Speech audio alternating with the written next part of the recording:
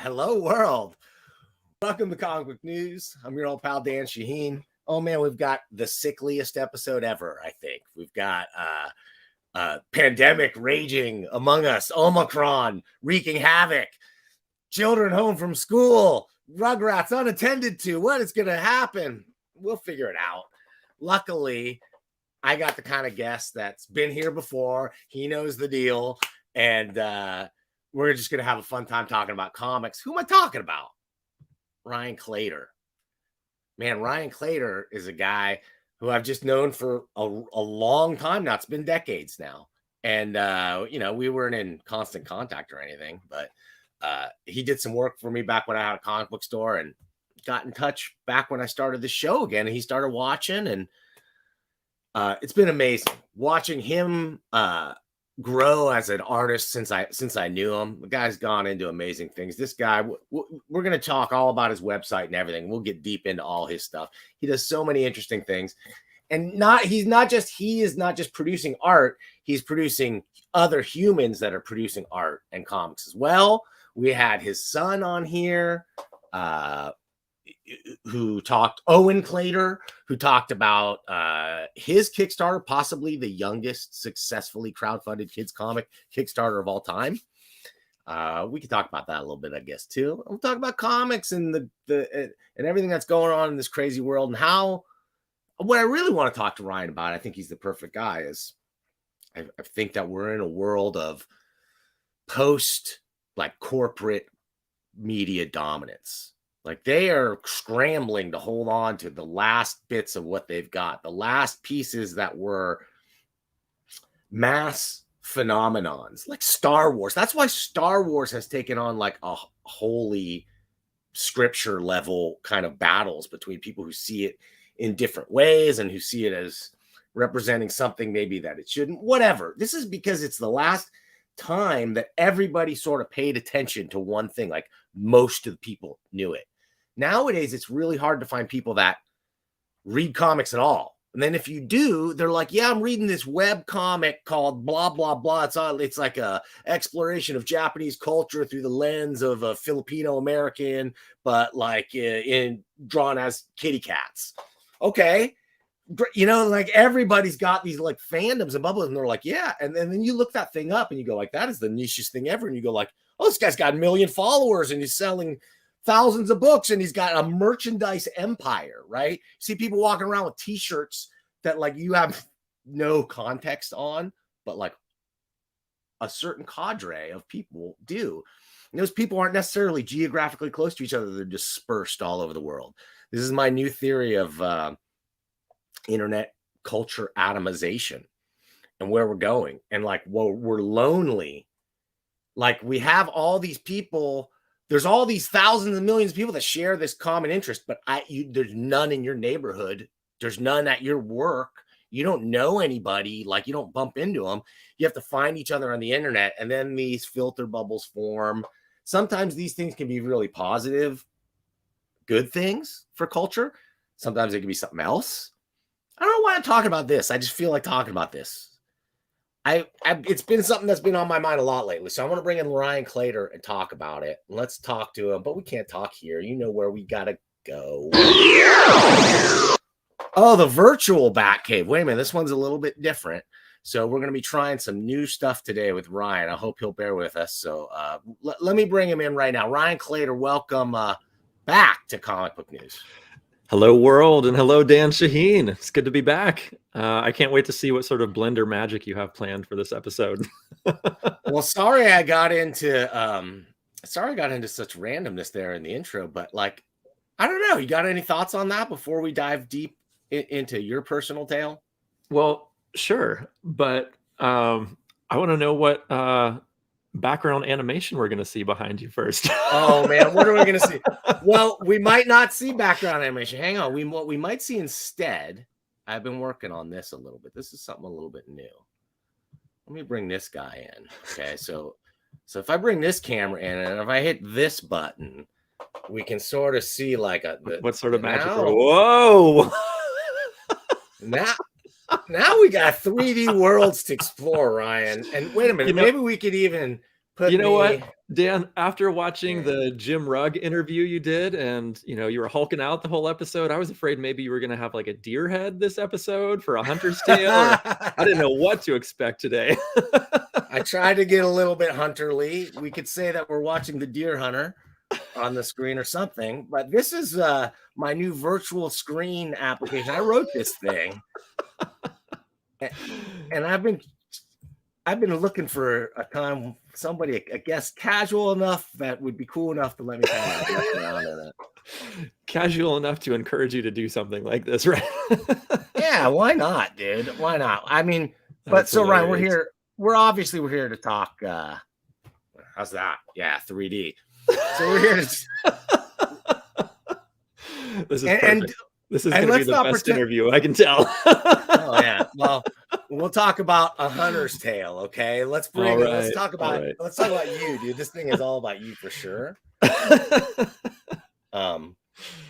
So you've got, like I've always said, you are one of those guys who is like ahead of the game schedule wise and like getting your fan base hyped and clued in. Tell us what the genesis for A Hunter's Tale, and tell us about like some of the cool places you're going to be talking about it. Totally. Yeah. So first and foremost, let's talk about A Hunter's Tale. So this is my new comic book, but I did not write it. Actually, my late grandfather wrote a poem titled A Hunter's Tale, which this comic book is an adaptation of. Essentially, I took his words and made visuals for them, and that is the comic book that is being launched on Kickstarter right now. It's being launched there, and you can find it at ahunterstale.com. That's ahunterstale.com. And Dan might be bringing up some preview pages here, it looks like. That's the first one. I definitely got. We got double. There we go. Action here, right? Hey, maybe you can put those on the movie screen up there, huh? That I can't do that yet. Something for next interview. But anyway, the story of A Hunter's Tale is about these two very different subjects, a hunter and his prey, and this unlikely understanding they form with one another. So at its core, this poem is about reciprocated empathy, which I think is so gosh darn important, especially for the time that we're living in right now, when it's so easy to annex yourself and defriend people who think differently from you. And I just think that is so dangerous that, if you are only surrounding people with yourself with people that look like you do and think like you do and repeat what you say, then I mean, we're losing our ability to be diplomatic. Instead of having conversations, it's devolving into name calling and putting up walls. And I hope my grand artist hope is that this poem of my grandfather's can restore a little bit of that diplomacy and empathy back into the world. It's a poem that has been with me almost my entire life. And whenever I have a book of my grandfather's poems, and whenever I get to this poem, it just stops me dead in my tracks. I mean, this is my far and away favorite poem that he ever wrote. So I'm so excited to share his work with a wider audience, a different audience, a generationally removed multiple times over audience. Yeah. I'm just super excited about this project and really appreciate the time to talk about it on here. So was he a published or well-known poet, or this was just sort of a personal? This is a very personal endeavor of his. He was not interested in being published or getting notoriety for any of this. He was a railroad dispatcher and retired in Colorado, and he wrote poetry in retirement. And he lived in a tiny town. So, in a tiny town, people get to know one another, and he was sort of known in this tiny town as the town poet. And so he would write things for like commemorative occasions a lot of times, Yeah, like like birthdays poet or laureate, retirements and local poet laureate kind of yeah. situation. Yeah, Cool. so, it was actually his church that put together this little self-published zine of his poetry that, Wow. all our family members have, but, there's some stuff in there that's really, really good, and, I know I'm biased, I'm his grandson, but, I hope that people will share that opinion once they get their hands on this book. Man, all right, I've been getting into poetry a lot with my That kids. people will share that opinion once they Um, get their hands on this book. oops, sorry. Sorry about that. I've been getting into poetry a lot with my kids lately, and there's Hmm. just it's almost magical. The I don't know, the art form of comics to me works well with the art form of poetry. They're similar. They have a lot of similar capabilities and mechanisms that are sort of unique to the way they use things, especially um, comics use of context on the page. It, it can be poetic in its choice of images to juxtapose. Hey, you're the academician. You tell me what's going on here, egghead. You tell me the relationship, nerd. Come on. I was along with that ride with you, but I Yeah, agree that there's this synergy with poetry and comics in a way that, like, I see a page of comics that you can lay it out in terms of pacing, like the page it's you've the got in front of rhythms. you. Yeah, There's this yeah, cadence to it, right? And you can yeah. develop Yes, that cadence and rhythm, and there's a similar approach to poetry as well. So I don't know. I can see the similarities you're talking about. yeah, for sure. The kid that now that okay, so the composition of a page is all about rhythm and pacing as opposed to in poetry the same thing, but it's word choice and syllable length and etc. And then knowing when to stick to iambic pentameter or whatever, or a certain rhyme scheme, and when to break out of it enough and to do the thing. So these are the lessons you absorb in comics, Ryan. So like who are the comics people that really inform this style? I think I've told you this before. I look at your style and I go like Rick Geary. I go like um that's the number one name that pops out to me. I'll tell you, and I don't know, is he an influence of yours or are you a fan? I know Gary's work. I have read some of it, but I'd say my Mount Rushmore of cartoonists are folks like Seth. I love his work. It's just Okay. so uh, sedately paced and has this wonderful, this indescribable sensibility to it that's kind of harkens back to a different era. It makes you pause. It makes you stop and think. And I don't know. His work really resonates with me, as does the work of Sergio Aragonés. He's been a big influence of mine for a long, long time. Ever since I was reading comics as a kid, and still today. And he's still producing work. Yeah. Oh, fantastic. And I also really enjoy the work of Emile Ferris. She did My Favorite Thing Is Monsters, and yeah, there's just tons of folks out there, but those are some of the big ones in my book. Yeah, so it's interesting that these are not comic book guys. These are cartoonists, but they're not comic book like superhero comic book artists per Oh, se. sure. Yep. Yeah. So do you is that an area you just sort of like wasn't of interest to you? Because I find there's a lot of cartoonists that like that. They fall into one or two camps generally. Like they either love the superhero stuff or they love the other stuff. So I would probably categorize myself into the alternative comics crowd. But Yeah. with that said, I grew up reading superhero comics. I still have long boxes full of them. So I'm sorry. I'm Yeah. sorry. I got technical problem. I know, that seemed really fitting. The thing would come up right then. I hit a box that said random, and that literally that happened.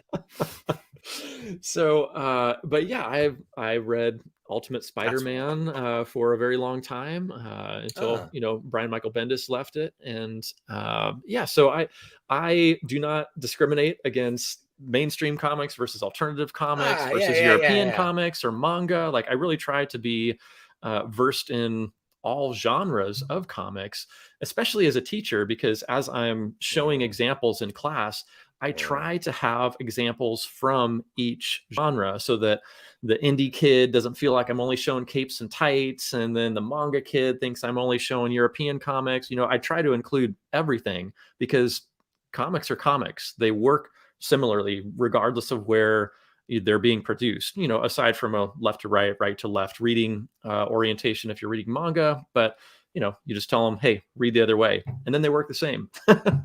But yeah, so I like lots of genres of comics, but I would probably say my most often purchased genre is like alternative comics. Yeah. Jim Rugg was saying in his interview too about how when he taught a class, it was like all the kids were into something totally different. There was almost no overlap, even amongst the peer group of the kids. Yeah. Are you finding the same thing to be true?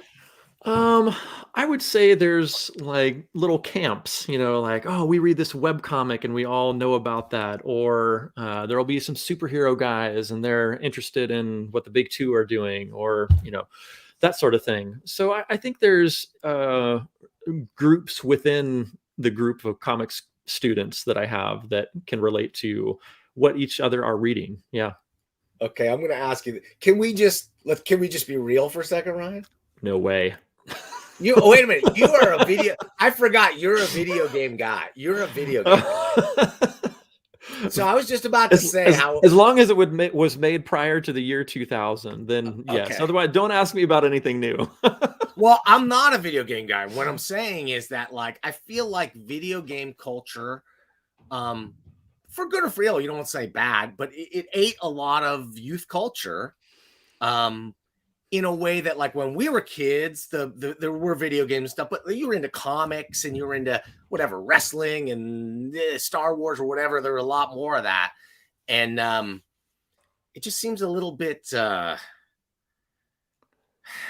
I don't know how to describe it now. Am I just an old man? Am I just coming across out of touch? It sounds like you're blaming video games for a lack of interest in comics. Am I mistaken?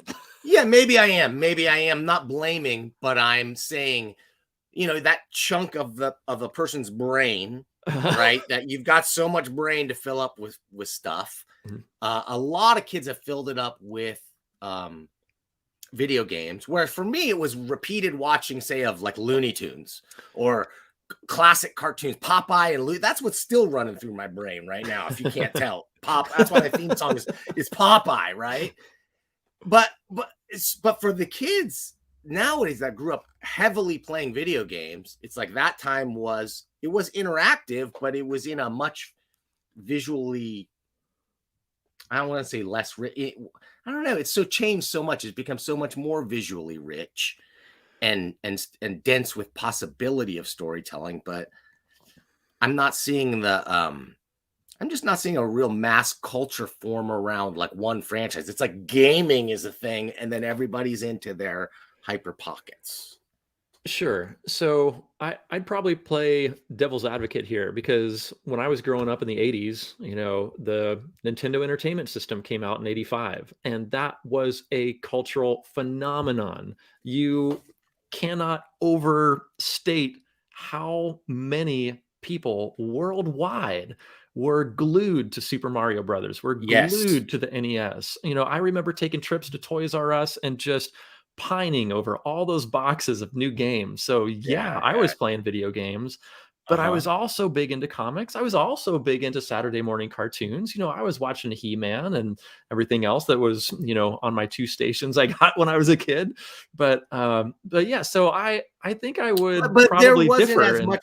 But there wasn't as much richness then to the video game to suck you in the sense that two-dimensional, but two-dimensional, 2-player at best if you got a friend in the room to play with, right? Where now Sure. you can literally get into an online thing, be immersed in a fully 3D world, and have thousands of people that you're playing and interacting with all over the world, either murder simulation or like raising ponies or whatever they're doing, building blocks.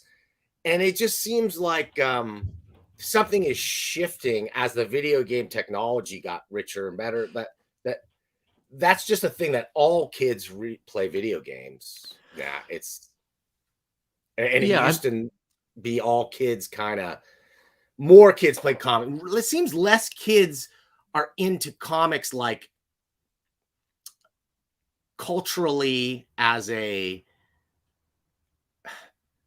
it's one small segment. There's not as many like kids that want to get their arms around the whole of comics because it's just too big now too. The whole culture has exploded and it's atomized so much you can't get everything the way you used to be able to get when we were kids, I guess is my core of my conceit. I don't know where I'm going with any of this. I still don't know that I agree because I'm trying to think about this, and it's not like there was a big contingency of my peers growing up that were big into comics. Like I had, a few friends and we were into comics, but the majority of my class not into comics. And that's probably kind of similar to the way it is today. Maybe, I don't know.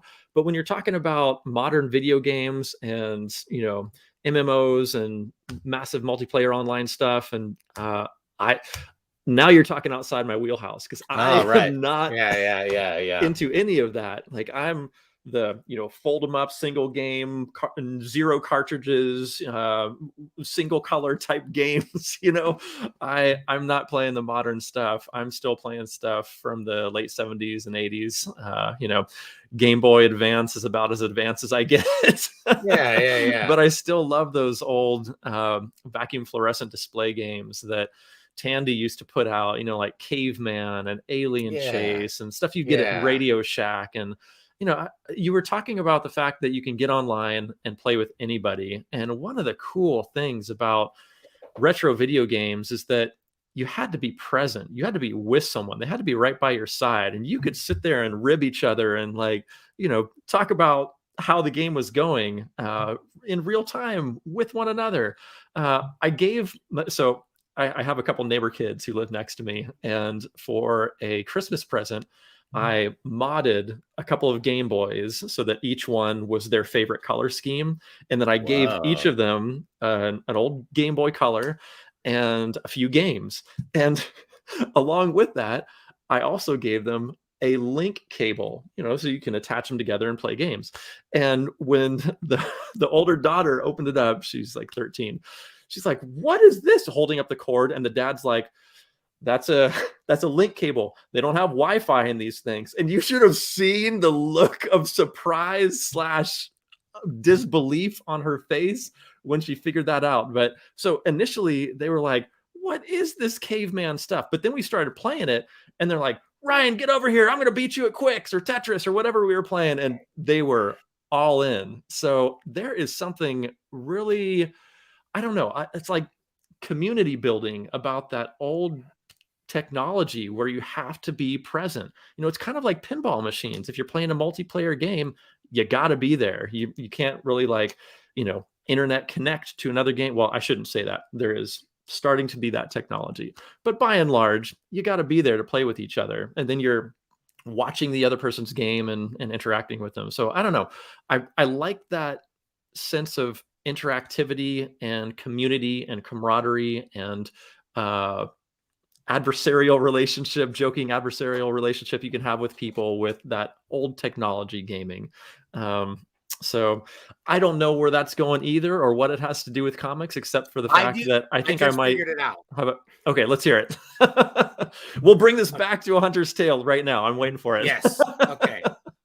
atomization, crowdfunding. You're like, the only way to get your comic is to know about Ryan, is to know about you, know about Ryan.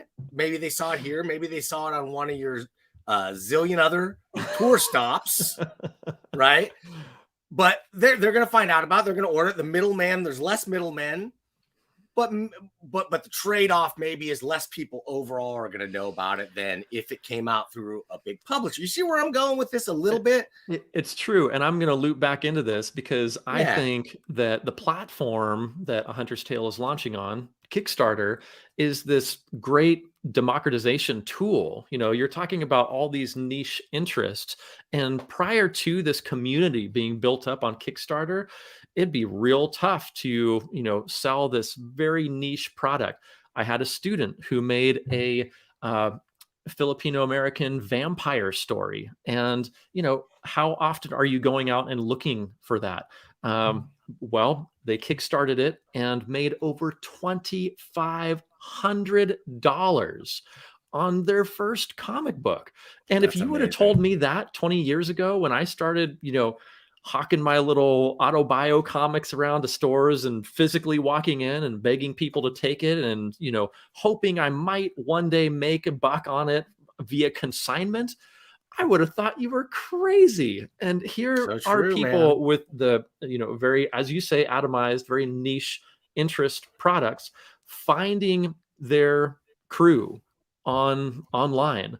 And I agree with you. I think the internet gets a bad rap, and probably justifiably a lot of times. There's a lot of vitriol, but there's a lot of good to be had on the internet. If you have a niche interest, like I like pinball, I like watches, I like cross-stitching, I like comics, I like all sorts of stuff. And I don't know anybody in my immediate circle who has those interests. And so there's groups for any of that stuff online.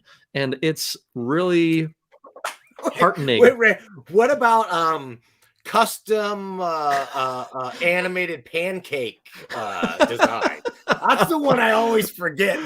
Guys, this guy, as if he doesn't have enough hobbies, he'll post a thing on Facebook. It's like, look at this pancake that I made. That is more beautiful than anything I could draw like in 100 years. Yeah, that's been a really fun, unexpected little detour. I originally started making fancy pancakes for my kid. You know, he was 6 or 7 when this pandemic started. God, are we 2 years into this? I guess 6 years old when this started. And, you know, we were so isolated, and I was just trying to figure out a way to like give him something to look forward to every week. And so I'd start asking him, you know, what do you want today? A Sonic or a Mario or whatever he was into at the time. And so I'd make a fancy pancake for him, and it would make his day. And I've been doing that for almost 2 years at this point. And whenever I do one, I just toss it on Facebook, and I didn't really think much of it. But now I have people telling me like, where is the pancake this week? And we have not seen it. Yeah. So it's been a lot of fun. We've made everything from like, you know, Where the Wild Things Are to Scooby-Doo to, you know, he's playing this game called Prodigy, which is like this sort of like kids RPG / math game. And so I've made some Prodigy characters for him. And yeah, we just have a ton of fun. And I think I've ruined him because now if I ever just make like a round pancake, he tells me it doesn't taste as good, even though it's the same thing. Yeah. Ooh, Mickey Mouse. Great, Dad. Good job. That's all. That's what I get them. They get a mouse once if they're lucky. Oh man. Man. So speaking of your kid, tell us about the aftermath of the Kickstarter. Where did Owen Claytor's Kickstarter end up? Yeah. So first of all, thank you, Dan, for doing such an amazing interview with him. That was so cool. He's a good kid. So he had more backers for his campaign in 2 weeks than I've got right now. Like I'm probably 3 weeks into my campaign. I still don't have as many backers as he does. Yes. And which is amazing. Like I love the fact that his campaign was so successful and that people found joy in this. And so you sort of love that. I super love that. You would have loved it as much if you had more support than your 8-year-old son's Kickstarter. I can't complain about a Hunter's Tale campaign. There's, we're closing in on 300 backers right now. That's Oh, amazing. Yeah, it So is. anyway, he ended up at 330 something or another, and like close to $4,000 for my 7-year-old kid's first comic book. So after we were done with printing costs, because we originally thought we were just going to print that book on my desktop printer, like maybe 10, 15, 20 people, if we're lucky, are going to buy it. Over 300 people bought that. So I had to call up my printer and say, hey, I've got this thing that's going on. Can you help me out? And so they printed 450 copies of Owen's comic. And once all that was printed, distributed, shipped, packing materials and everything, we socked away over $2,000 into Owen's college fund because he made this comic book and because of the Kickstarter comics community.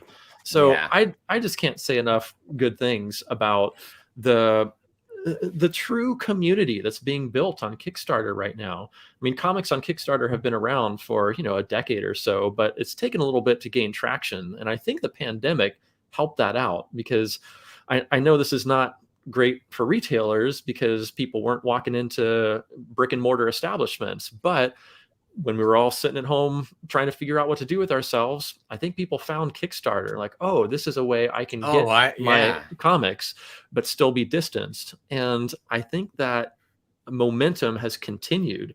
In fact, I don't know if I've mentioned this to you or not, but I had the Kickstarter, I'm going to get her title wrong, the Comics and Publication Community Outreach person at Kickstarter. Her name is Oriana Leckert.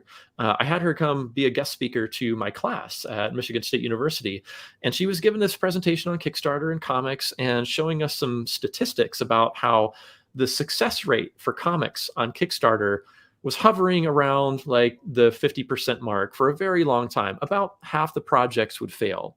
And then 2020 hit, and that number jumped considerably to like, I'm trying to remember if it was like high 60s or low 70s%. And then when she spoke to my class in 2021 in September, she was saying that year was tracking to be even better than 2020.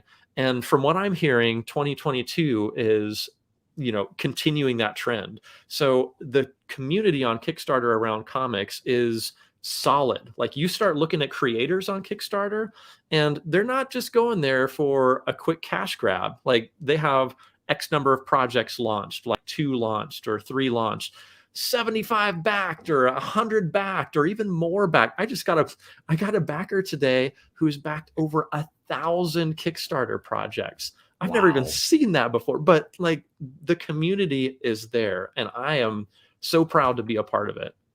I'm really loving some of the stuff that people are doing on Patreon as well. There's been one in particular. It's not a comics. I back a lot of comics Patreons and a lot of comics Kickstarters, and on Patreon, I found some content that is so worth the money. Like, it's actually like a value what I'm getting out of that thing, tutorial wise, what I'm learning from a master at whatever art form. This has happened to be Blender stuff and 3D stuff. I was going to ask you if it was Blender. Yeah. It's this guy, Ian Hubert. Have you seen Ian Hubert stuff? No. Oh, you got to check out Dynamo Dream. I recommend to everybody. If you haven't seen it, it's some of the most amazing visual effects done by like one guy that you'll ever see. He's blown up. He's humongous right now, but this guy is a super inspiration to me. Kind of like he's the Ryan Claytor of the Blender world. Oh, please. He's a guy who's got a lot of varied interests and deep knowledge in those interests, right? Okay. That's you in a nutshell. Like, you don't you get into something, you don't get into the gloss of like, oh, I love Pinbot. You're like, no, you're in there, pulling bumpers and whatever, pulling solenoids. I'll grant you that. Yeah. But I'm actually really interested in hearing you talk about the Patreon creators that you follow, because I started a Patreon of my own recently, and I've been putting up content and just really curious about what will resonate with people. I'm looking at this year as kind of like a trial year. Like, how does Patreon treat me? Is it worth continuing? What is the time commitment versus what I get out of it, both in Yeah. terms of like community interaction and monetary return? And Yeah. I'm trying it out. You know, the kids are all doing it, so I figured I'd try my hand at it and see how that goes. Well, I thought about it, and there's a few that I support just because, like, I support this guy. I'll give him a few bucks, and you get some images or whatever. You get posts that you don't even care about. But it wasn't until I backed one where it was like at once a month he would drop a thing that's like, here is a video on how I did something, and here's a file. You can just open it up in Blender, and here it is. And you can mess with it, and you can use these assets. They're all yours. Enjoy them. And so this is more as a creator myself trying to learn and get the inside nuts and bolts. That's the thing that's worth it to me. I go, I can't get that anywhere else. So that's what I want to see. I want more behind the scene, more nuts and bolts, more the nitty gritty. That really gives me some ideas, because I am really bad about thinking beyond my own preferences. Like, if I back a Patreon creator, I back several, and they post like a high resolution version of their artwork, let's say from a page of comics, and here you go, you can have it, you could color it, you could, work on it. That does not interest me at all. Like, I don't want that, but I can see why that would be interesting for somebody who was learning or in a different stage of their career. And so you're giving me some good ideas here. So thank you for telling me about that. As an educator, I want to see more of maybe like just how behind the scenes of how you putting together a book, how you do it, what software do you use to lay it out, and how do you shop around for printers or whatever, like the stuff that you're doing anyway that you might not think is interesting. Nerd like me anyway is more interested in stuff like that. Those are really good ideas. If this wasn't being recorded, I would be writing that down right now. But yeah, you're giving me a ton of great ideas. Well, luckily it's recorded.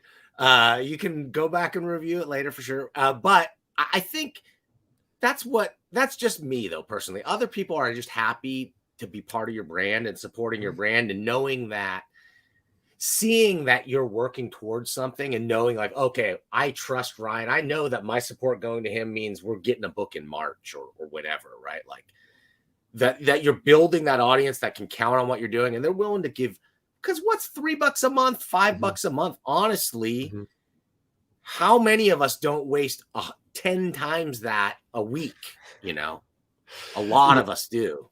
And the other thing is, I started following a few folks on Patreon, and I really started enjoying it more when I downloaded the mobile app.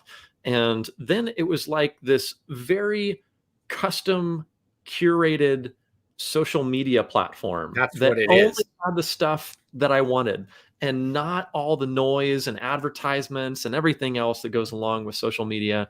So I was really converted once I finally downloaded the mobile app. I tried Patreon in the past, and I felt like, they send me an email and then I have to click a link and it takes me to a web. It was just so clunky, and I didn't last more than like a month or so. I'm just like, I can't see this fitting in my life. But if I just get a little announcement on my phone and I've got a second of downtime, I can take a look at what this person is doing. Yeah, sign me up. So yeah, I'm on board as far as being a patron, and I'm in the experimental waters right now of being a creator on Patreon. So if people are interested, they can check out what I'm doing at patreon.com/Ryan Claytor. Well, one thing I've seen people do too is like they'll make a video on YouTube and they'll make it unlisted, and then they'll only link to it in their Patreon. So only their Patreons really get to see it. And then sometimes they'll make one public to share it to interest people to come back to the Patreon if you like more content like this, and sort of seems to feed on itself. Let's look at your Kickstarter. Sure. I'm sorry, right? Go ahead. But I want to bring up the page while we're talking, so that people can see all the perks and killer stuff that you got going on here. Cool. Oh yeah, there's the stretch goals. We've been knocking those down left and right. I'm so I feel so grateful for everybody coming to this campaign and making all that happen. So thank you to everybody who's supported already. But yeah, and thanks Dan for scrolling through this. But I was going to mention, as far as Patreon is concerned, I've done Yeah. that a few times with some podcasts that I've produced, some Patreon only podcasts, and there'll be like interviews with different artists, and I'll give my patrons access first, and then a week or two later I'll open it up to a wider audience. I've done that a couple of times during the course of this Kickstarter campaign because there's been some creators that I wanted to highlight, like Don Wynn, who's in California, and he is a great creator in his own right. But when I was getting this wackadoo tour together, over the course of the past several months, I was reaching out to a lot of people that I knew. And I asked Don, hey, do you know of any media outlets that might be interested in talking to me about this book that's going to be coming out in January? And to make a long story short, Don was responsible for about 10% of that tour card that you have in front of you. Oh, So awesome. I interviewed Don and really tried to point people toward him and his work, get some more eyes on his stuff. And then as far as A Hunter's Tale is concerned, this is a very different format book. It's a tiny book. And the size of that book was heavily influenced by a Hmong American artist named Dua Chaka Her. She came out with a book called Traditions, about Hmong American culture, or Hmong culture. And she and I contacted her after I read it and said, this book is amazing. I love what you've done here. And we were kind of in email contact. But more recently, I said, hey, what do you think about being interviewed by me? And I'll release it on my Patreon. And then a couple weeks later, I'll open it up publicly, which I just did, and let all my Kickstarter backers know about it. In fact, that just happened yesterday, where I made that interview public. And so I wrote her a quick message and like, hey, I just want to let you know that that thing is live now. And I just let everybody know on my Kickstarter page. And she wrote me back last night. She's like, oh, I was wondering what was going on. Like, I'm getting all these purchases on my store. I'm like, what is this Oh, from? So that was awesome. so cool to hear that my backers went and supported Dua. So again, if any of you are listening, thank you so much for your patronage of me, of Dua, of all these creators that are, doing this because they love it. Thank you. Awesome. Well, I want to point out one thing that you did that I always urge people to do, and almost nobody wants to do, and that was to create a retailer bundle. Hmm. So what is free shipping, 50% off, right? Essentially 7 books at 5. So that is Brian, perfection, right? That's it. That's all you need to offer retailers, to sell direct to retailers. If you can get 50% off free shipping, you are competing with the biggest publishers in the world, right? That's the best terms that they're going to give. Yeah, and I've come out with a few books in my life, and I've been distributed by Diamond, and I understand those terms, and I know what retailers are expecting.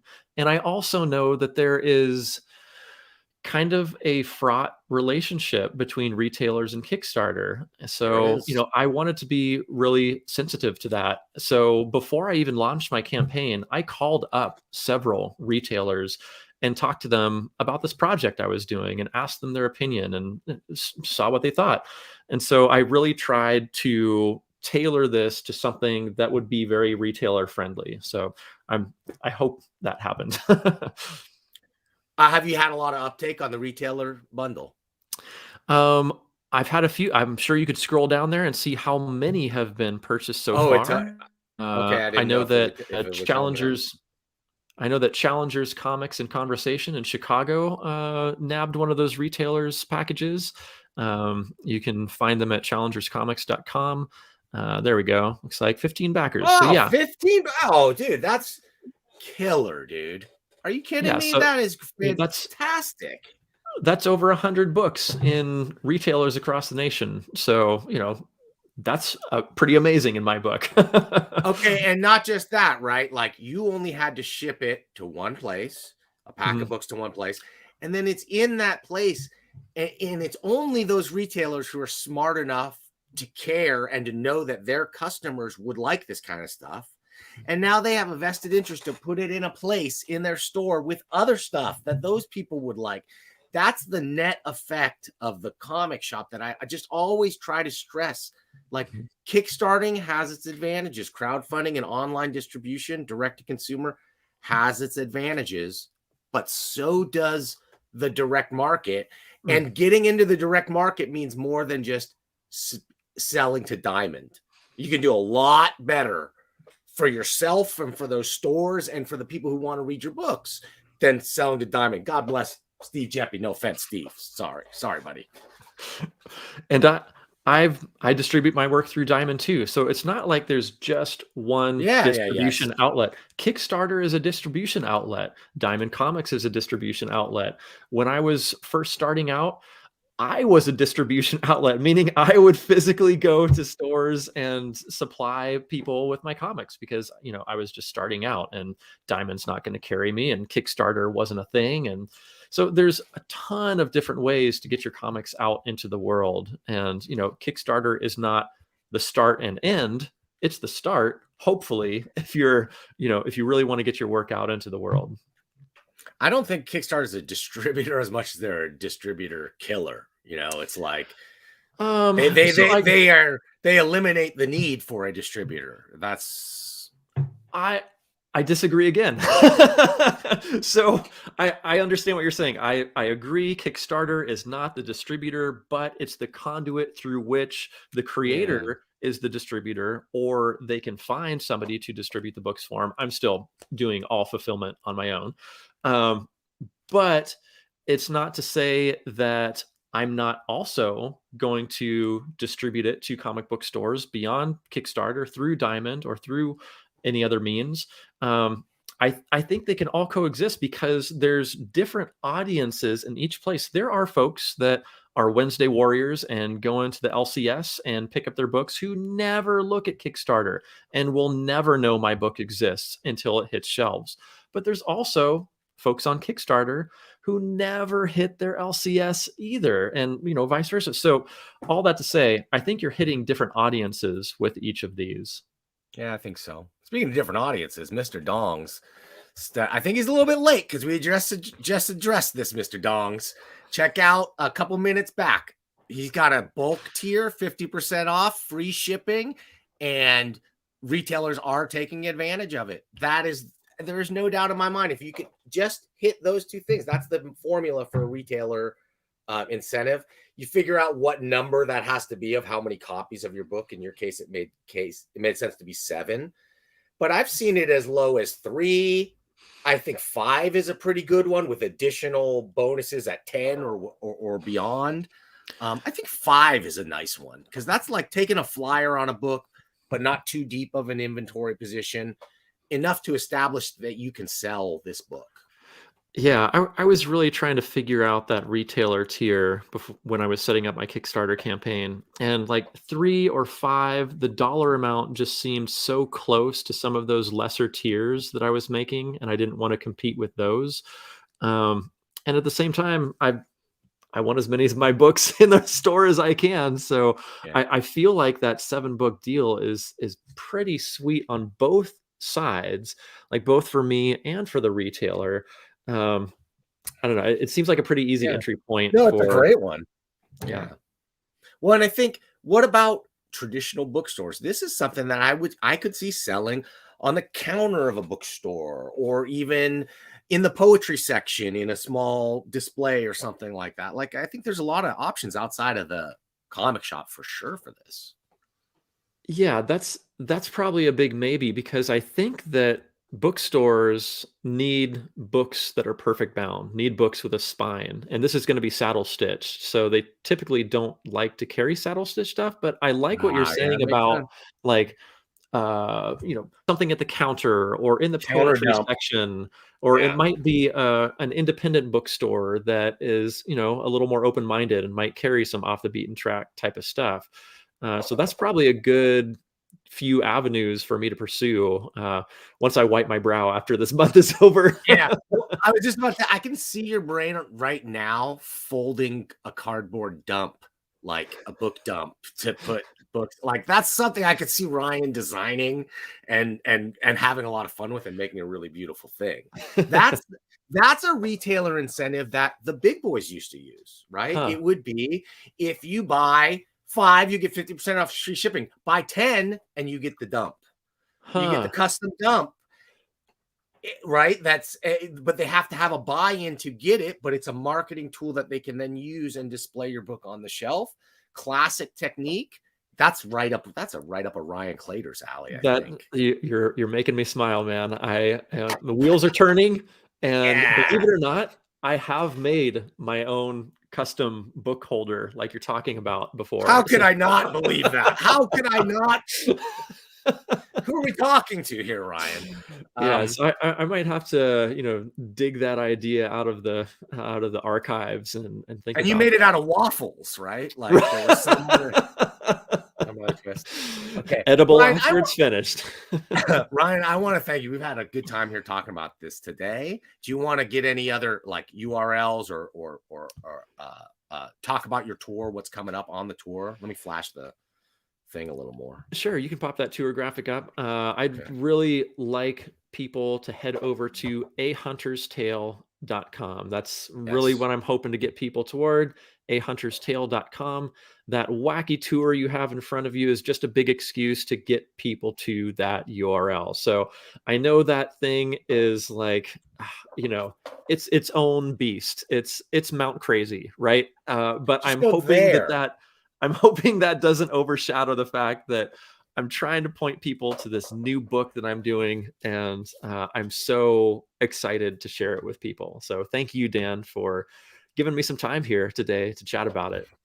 Ryan, when I say anytime, I mean anytime, pal. Anytime you want to come in and just talk about comics, you're one of those dudes I know, obviously, after this rambly show, that we can just get in here and talk.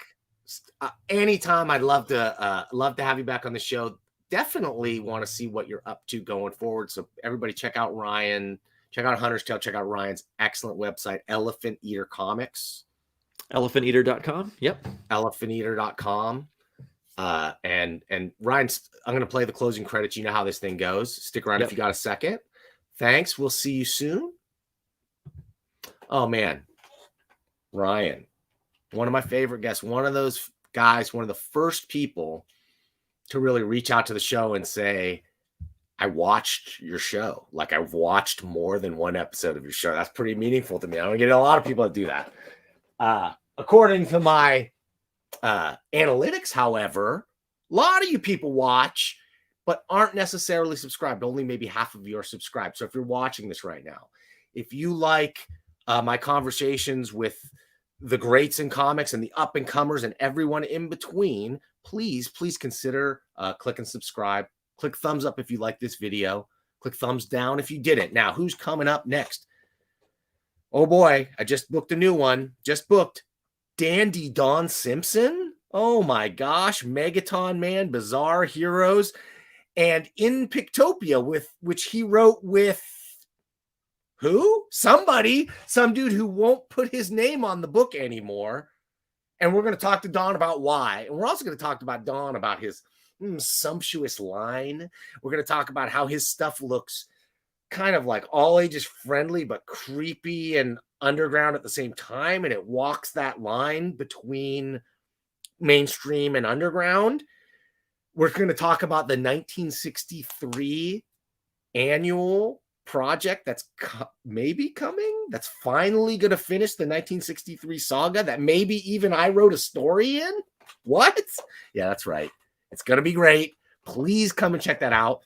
And then, oh my gosh, guest after guest. Who we got coming up after that? We got, I think it's this order is right. We're going to have Mike Richardson, editor-in-chief of Dark Horse Comics. Just today, Cartoonist Kayfabe did Dark Horse Presents #1 and talked about how they want to talk to Mike Richardson. So I finally get to scoop the boys and talk to Mike. This is going to be great. Who is more important as an independent indie comics publisher than Mike Richardson?